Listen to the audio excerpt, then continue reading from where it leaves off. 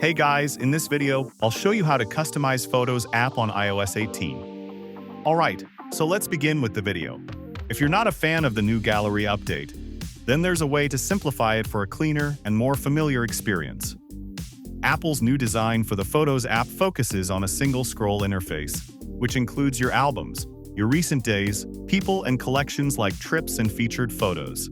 However, though this can feel crowded for a lot of us users, fortunately, the Photos app in iOS 18 is fully customizable, and you can adjust it to make it look how you want.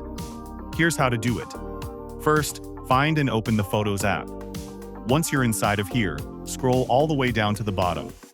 There you'll see an option called Customize and Reorder. Choose this. Inside of here, you can now rearrange the different sections by pressing and holding on the three lines on the right, and then dragging it to where you want.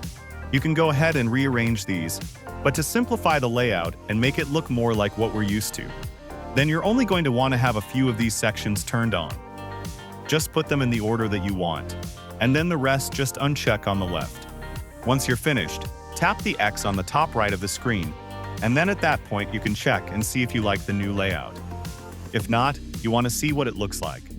If you take more options off again, just head down to the bottom, tap Customize and Reorder. You can uncheck or check any of the other ones that you want to enable or disable.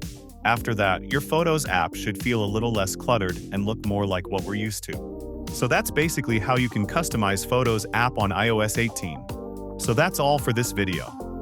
Consider subscribing if you find it helpful, and I'll catch you in the next one. Thanks.